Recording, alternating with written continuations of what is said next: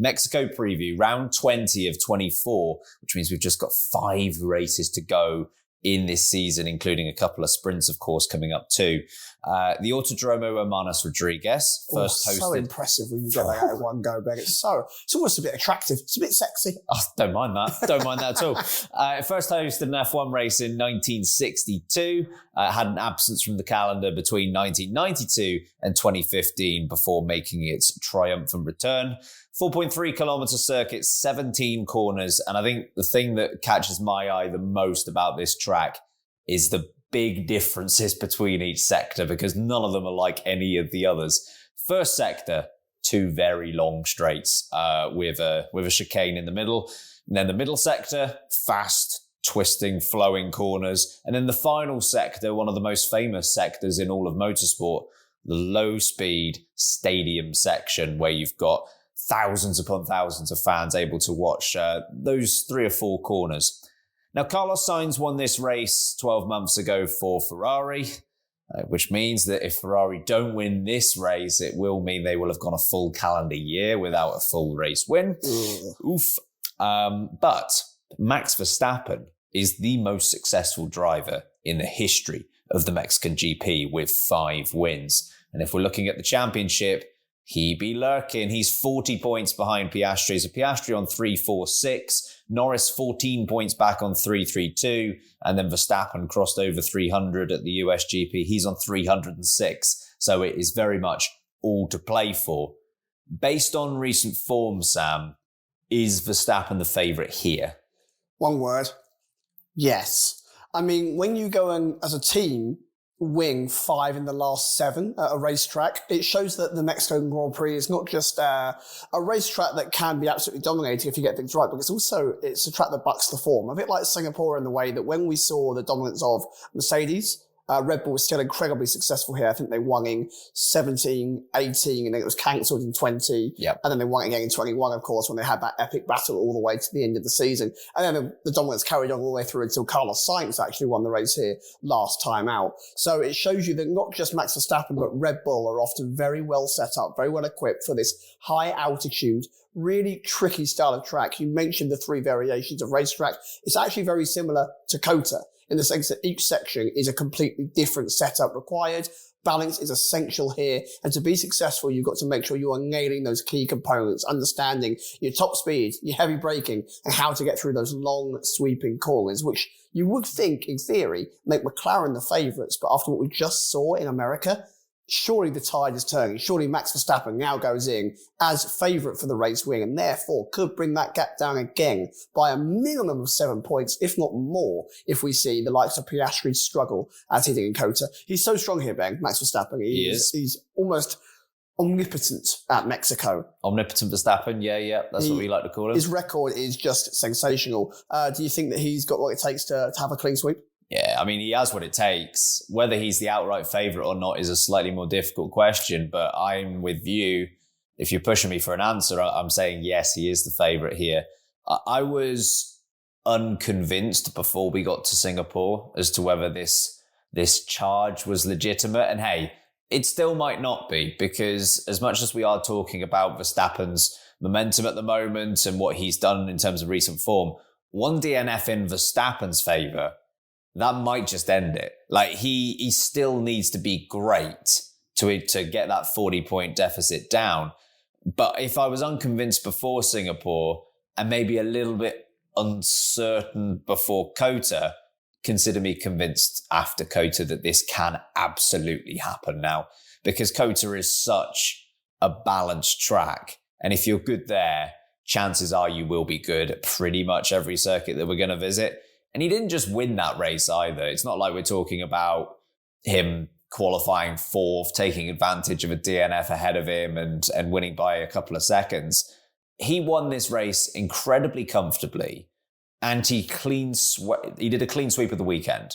Like 4 out of 4 in competitive sessions. Very difficult to achieve, and yet Verstappen did so. And he might just be the favourite at every track we go to now. Like, he might just enter every single race weekend as the favourite, even at circuits that you would have before said, outright that will be McLaren's track. And it still could be, but I think Verstappen might well be the favourite at all of the tracks we come to now. Last 4 races, he scored 101 points. Norris has had 57 in that time frame, Piastri 37.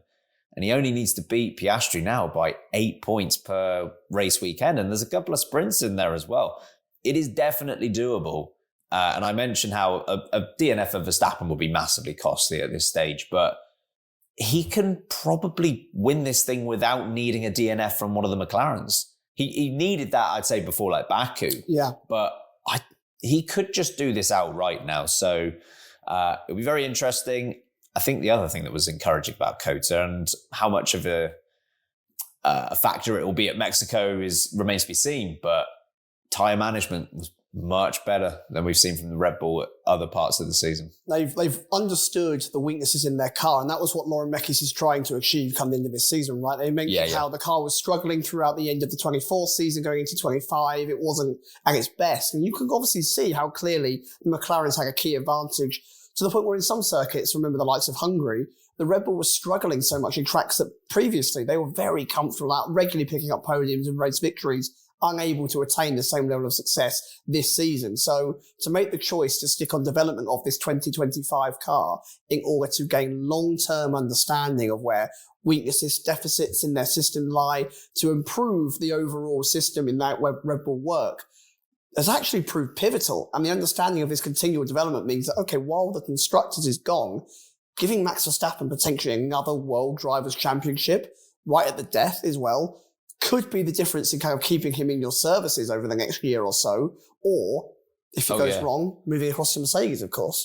They being Red Bull, they're in a much better position than they were a few months ago, negotiations-wise. It still might not be enough, but he wasn't competing for podiums at a lot of races earlier. Regularly finishing outside the top 5, which is unseen. I mean, Max Verstappen is the world's best right now. He's the best driver on the planet. He is charging towards another title win here. Some people are calling him the favourite already, which shows you just how good this guy is. If he wins in Mexico, Ben, is he actually the favourite to take it? Do you think it's more likely than not that he goes ahead with it? Depends what the others would do. If Verstappen won and Piastri was second, I'd say no. I still don't think he's the favourite. If he won and Piastri was outside the podium positions, then maybe. I mean, the gap comes down to under 30 points at that point. Yeah. I mean, it's getting really close. And I love it. I'm actually so excited for it. The fact that Red Bull have continued this development has turned this season on ahead. It felt like a little while ago we were rocketing towards a Drivers' Championship that was, it felt a little bit soured. It felt a little bit convoluted in the way that the relationships have been handled through the radio systems at McLaren, through the team dynamics at McLaren.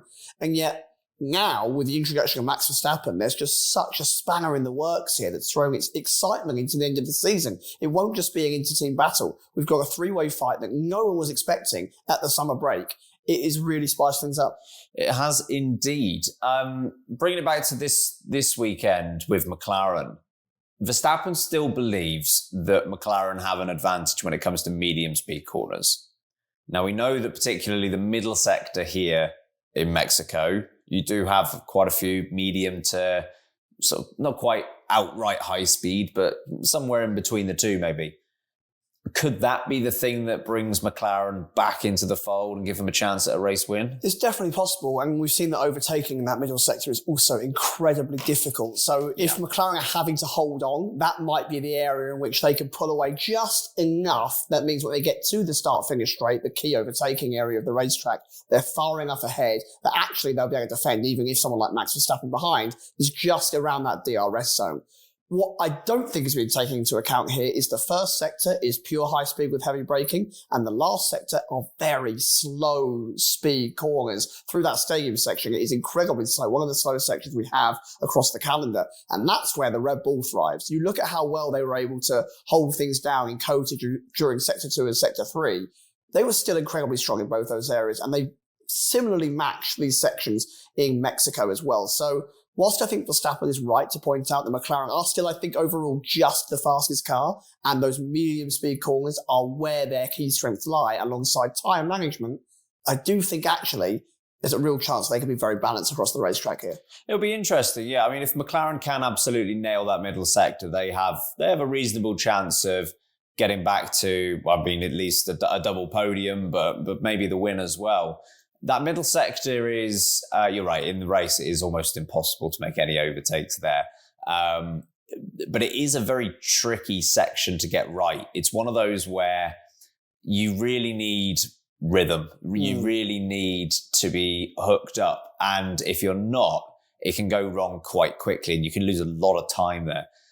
It's one of those where you need every corner kind of feeds into the next. And if you get the first corner wrong, odds are you're going to be up against it for the next 6 corners. You just drop kind of half a tenth every single time and it all stacks up. Yeah, exactly. And you need to be on it all the way through that sector. It's far more important to the overall setup than people think. I think people sometimes look at this track and go, and just look at the start-finish straight and then the other straight and go, just need to be quick in a straight line.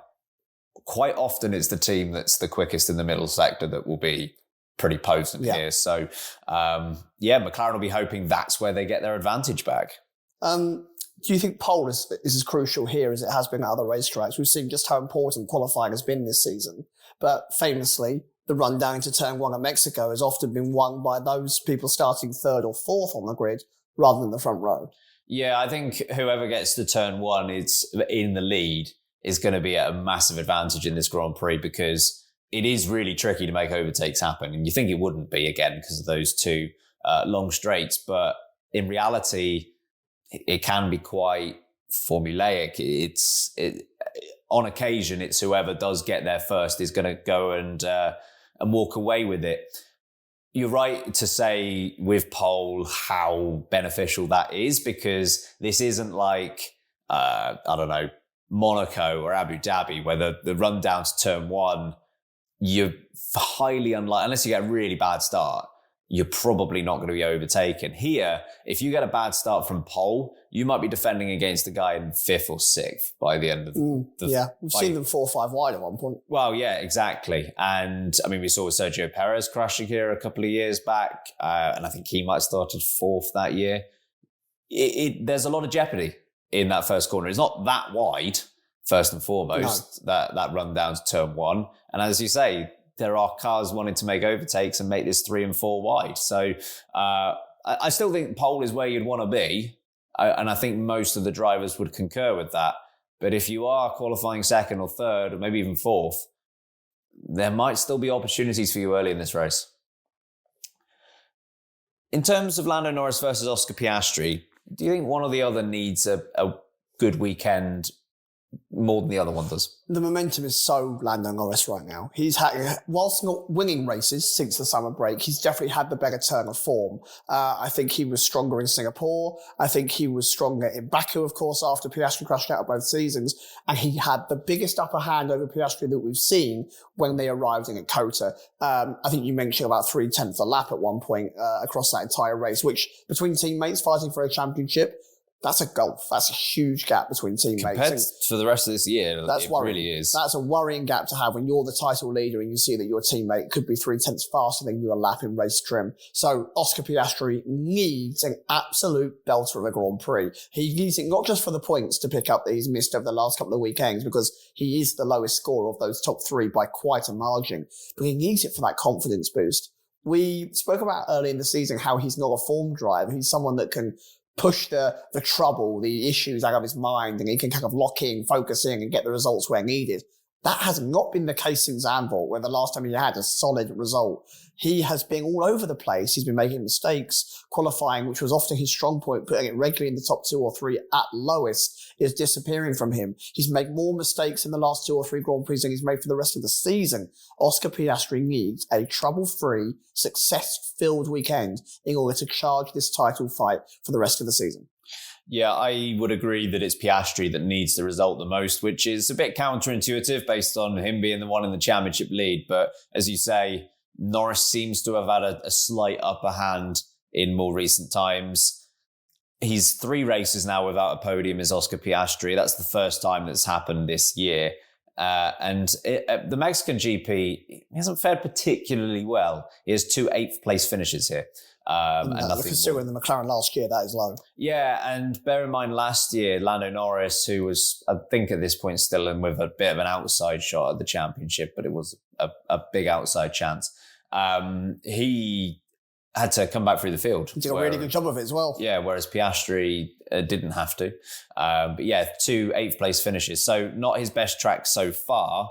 I think he could really use the result this weekend. Just again, not in terms of points, just in terms of getting that confidence back. Yeah, he has the gap still that if this doesn't go his way and he finishes 4th, for example, and Max wins and Lando is 2nd, he'll still lead that championship fight.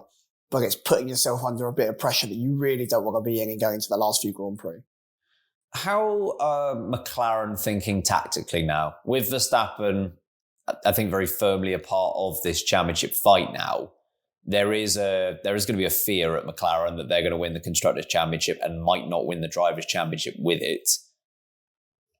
It's going to be very difficult to convince either of them to go too far out of their own way to help their teammate. Can they do anything?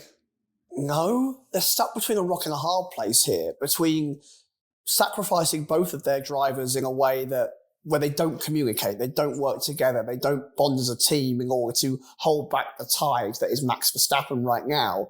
And in the end, by not coming together and making a clear-cut decision, you risk not going one way or another. We saw that with Lando Norris's strategy at COTA, the fact that they didn't commit more aggressively to one strategy or another, which maybe cost him the attack on Verstappen for the lead of that race, and rather he got stuck behind Charles Leclerc. They are at risk of that happening every Grand Prix for the rest of the season, where they play it too safe, too in the middle, and actually that bleeds points to Verstappen every single race, where by the end, Verstappen is the one that beats both their drivers. The other risk here is the fact that they do pick one driver or another, and they sacrifice the relationship. Sure, they might end up having both titles, which for McLaren would be a great success story, but for the long-term success of McLaren, is that a risk that they're really willing to take? Is that a culture shift they're willing to make? I don't know. And I do think that McLaren are the kind of team that would not choose one driver or another and would rather let them battle it out. So if they're going to go that route, for me, the only option is to give clear instruction, to say, we've got the car, you put yourselves in this position, we have only a handful of races to go, we will now operate half the garage versus half the garage. It is up to you who wins this title. Do not rely on your teammate to get out your way. You will be fighting each other. Aim is to beat Verstappen and then to beat your teammate. And they've got to be clear with that and let them operate at that level. Yeah, and I think McLaren will do whatever they can in this situation, because obviously they're going to be desperate for one of their drivers to win. And despite what some people say, I don't think they care which one it will be. I don't think they care at all. No, but they want it to be one of them. And the problem they have is, why would Lando Norris or Oscar Piastri listen right now? Yes, you want your team to win the Constructors' Championship and you're willing to help the other driver in order to achieve that, obviously. But when it comes to the Drivers' Championship, some might claim that if they can't win it, they'd want their teammate to win it. It's not a good reflection on you as a driver if you have a teammate that's beaten you to a championship. It doesn't look great, because that other driver has proven that with the same machinery as you, they've been able to get it done. It's one of the, I mean, don't want to get too far off topic here, but one of the Hamilton-Schumacher debates, like who is the greatest of all time? I think you can answer with either. But if you're putting a list of things together that support or go against the argument for Schumacher or Hamilton, one of them that goes against Hamilton is Rosberg beat him to a championship in the same car he was in.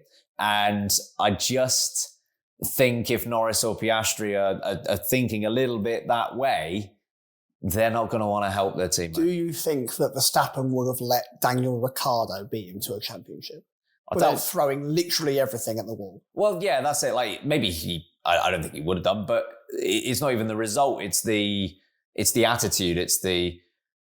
And you can dislike it sometimes, and that's understandable. But yeah, I just can't see Verstappen playing the team game when the Constructors' Championship is wrapped up. No, God no. I just think these two drivers need to go into their press room privately. They need to shake hands and go, look, We are two individuals at this point going for the biggest prize in motorsport that we have been training our entire lives for. Mm-hmm. At the end of the season, no hard feelings, but right now, you're my biggest enemy. You're my biggest foe. I've got to beat you. And when it gets to December, may the best man win. We shake our hands and we move on with our lives. Congratulations to the winner. But they've got to win. One of them has got to win. They've got too big an advantage to let this slip. And it will be an embarrassment to both those drivers and to McLaren if Verstappen, after his poor start to the season, can pull this one back. Shall we have a look at some Mexican GP bold predictions? Oh, fine. Go on then. Now, sadly, Harry had to depart a day earlier than the two of us, and he was most sad because that means he didn't get the opportunity to put a bold prediction in. That is what he said as he walks out the door. Yeah. But what about my bold prediction? Yeah. And then we didn't hear anything else because he drove away. Yeah. So, unfortunately, he was almost guaranteed a point this weekend, let's face it. Famously, he's like Max Verstappen of Mexico when it comes to bold predictions. So, he's not going to get any points, but we both have a bold prediction. What are you going for? I am going for chaos. I think there will be... That's tough to judge. Yeah, I know. I think at some point during the race, there will be a crash at turn 1, and I think we will also see at least 3 safety cars. Ooh, full course. Full course. Wow. Little two-parter for you there, folks. Wow. We rarely get a safety car in Mexico, so I think it'll be... Rarely get one, let alone 3. Exactly. So bring it on! My bold prediction is that both Williams will be in the top 6.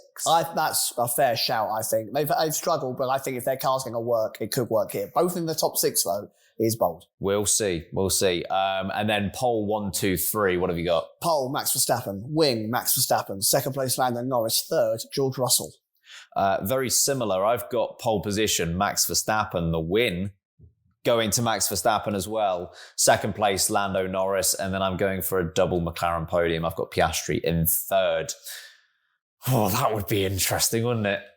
We're going to say no, actually. In terms of just the title fight dynamics, I mean, that would line up well. Bit of a visual reference, but you've got first, second, third, and then that would just condense like that a little bit with that result. Just put the squeeze on it. I think it'll bring the whole fight to under 30 points, which with 3-4 races to go. Yeah. That's exciting.